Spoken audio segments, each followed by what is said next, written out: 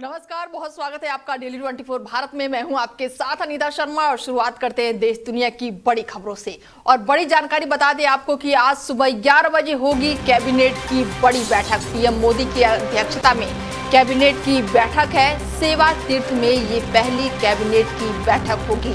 बड़ी जानकारी आपको दे दें कि आज सुबह 11 बजे होगी कैबिनेट की बैठक और पीएम मोदी की अध्यक्षता में ये बैठक होने वाली है। सेवा तीर्थ में ये पहली कैबिनेट की बैठक होगी। पीएम मोदी के नए कार्यालय यानी कि सेवा तीर्थ में आज सुबह 11 बजे पहली बार केंद्रीय कैबिनेट की बैठक होगी और ये बैठक सिर्फ अपने एजेंडे और नए भवन के लिए ही बेहद ही खास नहीं है, बल्कि ये पीएम मोदी की उस अनूठी परंपरा को भी आगे बढ़ाती है जहां पर हर मंत्री को एक गुड न्यूज साझा करने के लिए प्रोत्साहित किया जाता है। खबरों की माने तो पीएम मोदी की अध्यक्षता में होने वाली इस साप्ताहिक बैठकों का प्रारूप तयशुदा सरकारी एजेंडों से कहीं आगे का होता है। इसमें सप्ताह भर के महत्वपूर्ण घटनाक्रमों पर चर्चा, मंत्रियों की फीडबैक और सुझाव लिए जाते हैं। लेकिन इसके साथ ही दिलचस्प पहलू ये है कि गुड न्यूज का सत्र जो आमतौर पर औपचारिकता चर्चा के बाद होता है। तो वहीं नीदरलैंड में राजनीतिक बदलाव देखने को मिला है, जहां पर 38 साल के रॉब जेटन ने प्रधानमंत्री पद की शपथ ली है। राजा विलेम अलेक्जेंडर ने उन्हें और भी कैबिनेट के दे हैंग स्थित में पैलेस में शपथ दिलाई है और ये 4 साल में तीसरी बार है जब नया डच कैबिनेट बना है। पीएम मोदी ने एक्स पर पोस्ट कर रॉब जेटन को नीदरलैंड के प्रधानमंत्री का पद संभालने पर बधाई दी है। पीएम मोदी ने एक्स पर पोस्ट करते हुए लिखा है कि भारत और नीदरलैंड के बीच अलग अलग सेक्टर में बहुत अच्छे रिश्ते हैं। मैं आपके साथ मिलकर काम करना और हमारे दोनों देशों और लोगों के बीच बढ़ते रिश्तों को और भी मजबूत करने के लिए उत्साहित हूँ। नीदरलैंड के प्रधानमंत्री पद संभाल चुके हैं और ऐसे में पीएम मोदी ने उन्हें सोशल मीडिया प्लेटफॉर्म एक्स पर बधाई संदेश साझा किया है।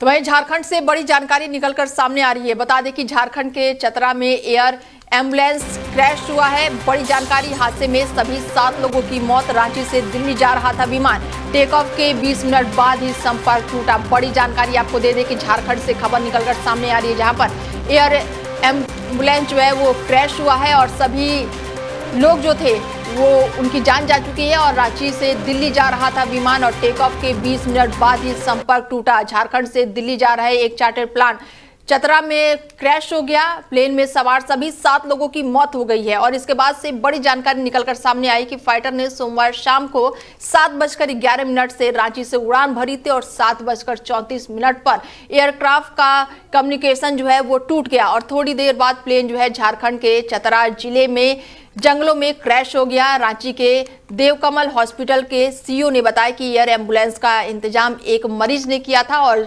डीजीसीए ने कहा है कि एयरक्राफ्ट ने 7:10 पर रांची से उड़ान भरी थी और 7:30 के बाद ही विमान ने खराब मौसम के कारण रास्ता बदलने की अनुमति मांगी और इसके कुछ ही देर बाद विमान का कोलकाता एयर ट्रैफिक कंट्रोल से संपर्क और रडार कनेक्शन जो है वो पूरी तरह से टूट गया और फिर विमान जो है वो क्रैश हो गया। बड़ी जानकारी आपको बता दें कि झारखंड में विमान जो है वो क्रैश हो गया। ऐसे में 7 लोगों की मौके पर ही मौत हो गई है। बड़ी जानकारी निकलकर सामने आई है।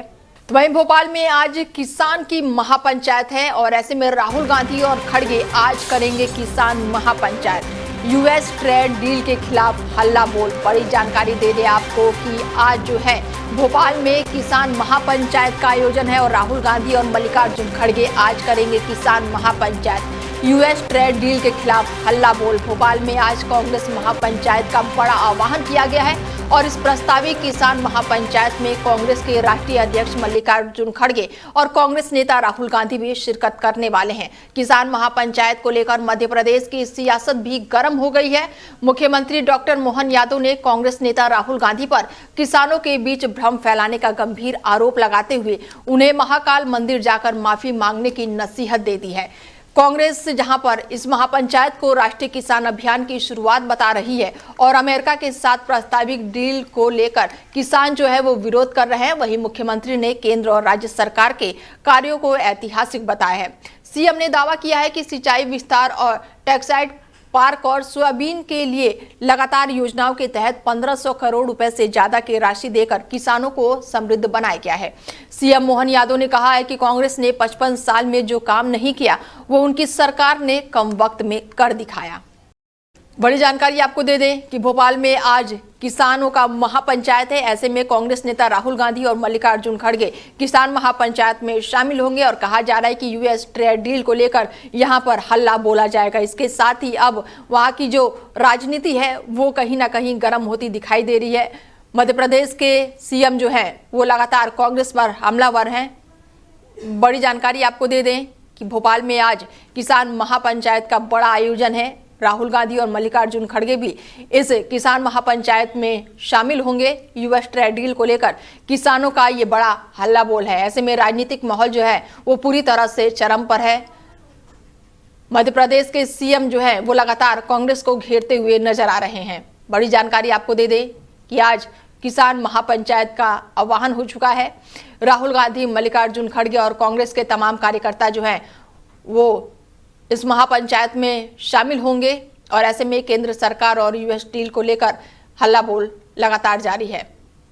बड़ी जानकारी आपको दे दें कि महापंचायत में आज यूएस के ट्रेड डील को लेकर हल्ला बोल है और ऐसे में किसानों की महापंचायत आज देखने को मिलेगी। मल्लिकार्जुन खड़गे और राहुल गांधी भी इसमें शामिल होंगे। किसान महापंचायत का आज आगाज हो चुका है। भोपाल में यूएस ट्रेड डील को लेकर यहां पर कांग्रेस का हल्ला बोल जारी है। भोपाल में आज कांग्रेस महापंचायत का बड़ा आह्वान हो गया है और इस प्रस्तावित किसान महापंचायत में कांग्रेस के राष्ट्रीय अध्यक्ष मल्लिकार्जुन खड़गे और कांग्रेस नेता राहुल गांधी भी शिरकत करने वाले हैं। किसान महापंचायत को लेकर मध्य प्रदेश की सियासत भी अब गर्म हो गई है। साथ हमारे मेहमान जुड़ चुके हैं अमित तिवारी जी, राजनीतिक विशेषज्ञ हैं और उनसे जानते हैं कि किस तरीके से वो देख रहे हैं, क्योंकि किसान महापंचायत का ये बड़ा आह्वान हुआ है भोपाल में और ऐसे में राहुल गांधी और मल्लिकार्जुन खड़गे भी इसमें शिरकत करेंगे। अमित जी, कितना खास होगा और किस तरीके से आप इसको देख रहे हैं? देखिए, ये राजनीतिक पार्टियों का अपना इंटरनल मैटर। ये वही कांग्रेस है ना, जब इन्होंने बादाम पे और काजू पे और तमाम तरीके की ड्यूटी के लिए डिस्काउंट दे रहे थे, तब तो इन्होंने कहीं नहीं पूछा।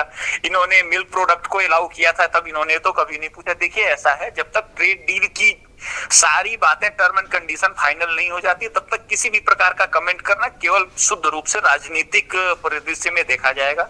और कांग्रेस का तो पुराना नाता रहा है किसानों के ऊपर गोली चलाने का। आज ये किसानों के हितैषी बन गए हैं। तो सरकार को ये समझना होगा, लोगों को ये समझना होगा कि जो आपके पीठ के पीछे से बार करते हैं उन लोगों से सावधान रहिए। क्यों? क्योंकि इनको कभी भी भारत की तरक्की हजम नहीं होती है।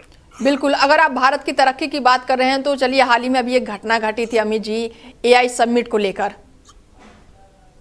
देखिए, एआई समिट वहां पर भी आपने देखा कि कांग्रेस ने क्या कुछ किया। नहीं, देखिए, कांग्रेस के बारे में क्या कहें।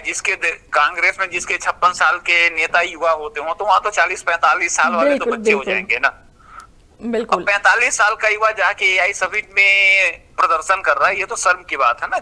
युवा का मतलब होता है अंडर 30, मैक्सिमम 36 साल तक। लेकिन यहाँ 45 साल के, खैर पब्लिक ने उनकी अच्छी कुटाई करी है, जिससे कांग्रेस वालों को ये समझ में आ गया है कि भैया इस तरीके का प्रदर्शन करना बिल्कुल। ऐसे में अमित जी, तो जो है वो नहीं होगा। जो मध्य प्रदेश के मुख्यमंत्री हैं मोहन यादव लगातार ये कह रहे हैं कि कांग्रेस जो है वो लगातार भ्रम फैला रही है किसानों को लेकर। देखिए, वो अपोजिशन में है तो भ्रम फैलाना उसका तो अधिकार ही है ना। क्यों? कांग्रेस अगर इस तरीके की कोई घटना कर रही है, विरोध कर रही है, तो आप आके क्लेरिफाई करिए ना।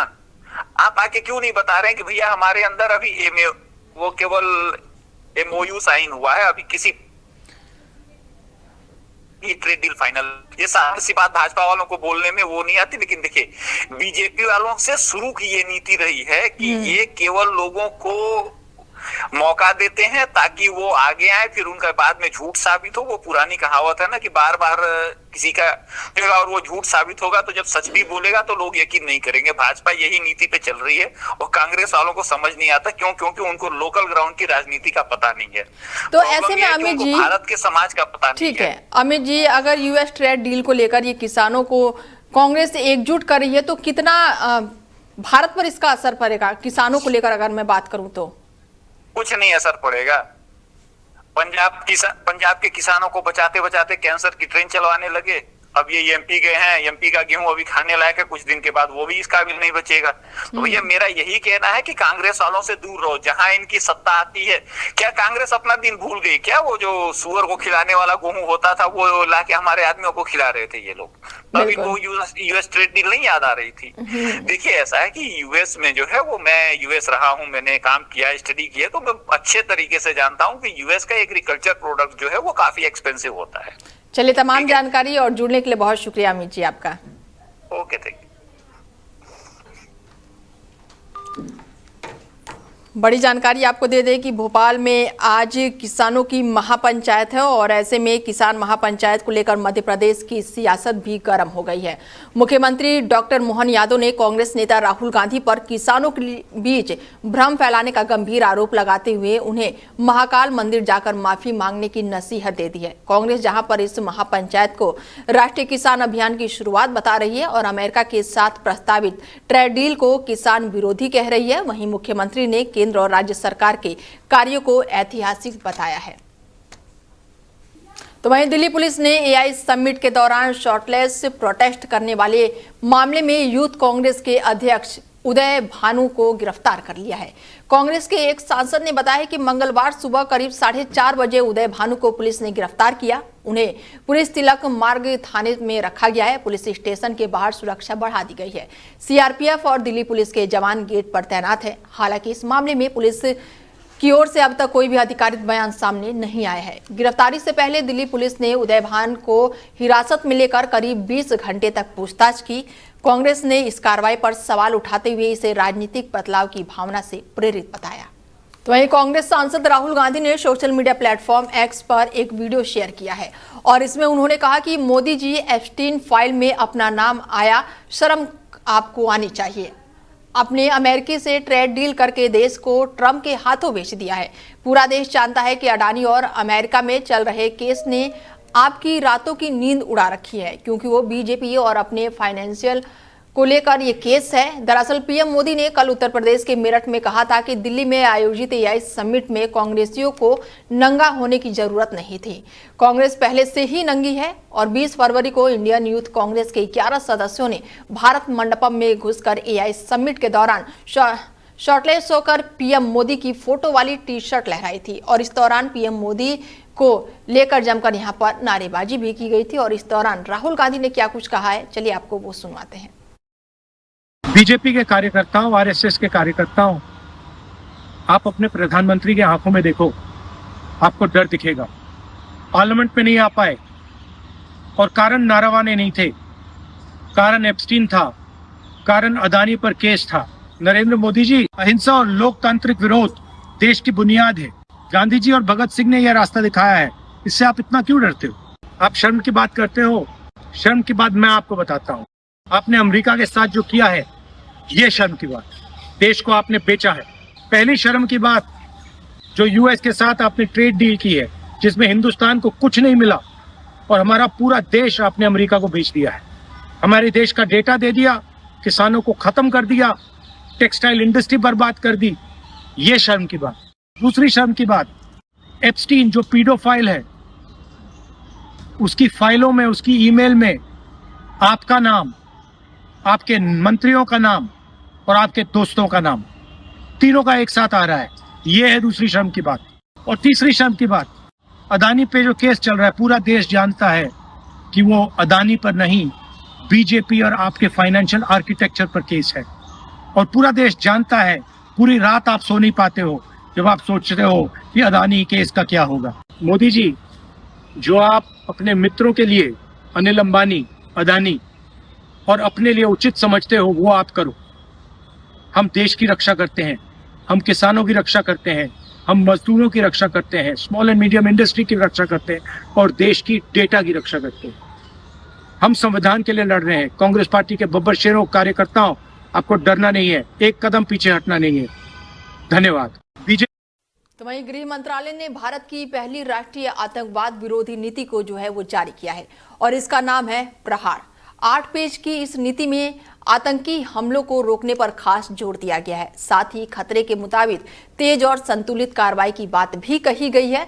केंद्र ने पहले पेज में इसको लेकर कई तरह की बातें की है और इसके साथ ही इंट्रोडक्शन में लिखा है कि कुछ पड़ोसी देशों ने आतंकवाद को अपनी सरकारी नीति के एक औजार के रूप में इस्तेमाल किया है। फिर भी भारत आतंकवाद को किसी खास धर्म, जाति, देश या फिर सभ्यता से जोड़कर नहीं देखता। नीति में कहा गया है कि आतंकी इंटरनेट का इस्तेमाल आपस में संपर्क, संगठन में भर्ती और जिहाद के महिमा मंडल के लिए करता है। सरकार ने नीति में भारत की जीरो टॉलरेंस नीति दोहराई है और इसमें कहा गया है कि आतंकवाद को किसी भी धर्म, जाति या फिर वैचारिक आधार पर सही नहीं ठहराया जा सकता। तो वहीं सुप्रीम कोर्ट ने त्योहारों और इमरजेंसी हालातों में प्राइवेट एयरलाइंस के हवाई किराए बढ़ाने को लेकर चिंता जताई है। कोर्ट ने कहा है कि ये एक बहुत ही गंभीर चिंता का विषय है, वरना हम 32 पिटीशन पर विचार नहीं करते। केंद्र सरकार ने सुप्रीम कोर्ट को बताया कि सिविल एविएशन मिनिस्ट्री इस मुद्दे पर विचार कर रही है, जिस पर जस्टिस विक्रम नाथ और जस्टिस संदीप मेहता की बेंच ने केंद्र सरकार और director general of civil aviation को विचार करने और जवाब देने के लिए 4 हफ्ते का समय दिया है। और ये मामला एक जनहित याचिका से जुड़ा हुआ है, जिसमें प्राइवेट एयरलाइंस के त्योहारों के समय अचानक से ही किराया बढ़ने और अतिरिक्त शुल्क वसूलने पर कंट्रोल के लिए नियम बनाने की मांग की गई है। एडिशनल सॉलिसिटर ने अदालत को बताया कि ये मामला आम जनता के हित में जुड़ा हुआ है। सरकार और संबंधित विभाग इसे हाई लेवल पर देख रहा है। मामले में अगली सुनवाई जो है वो 23 मार्च को होगी।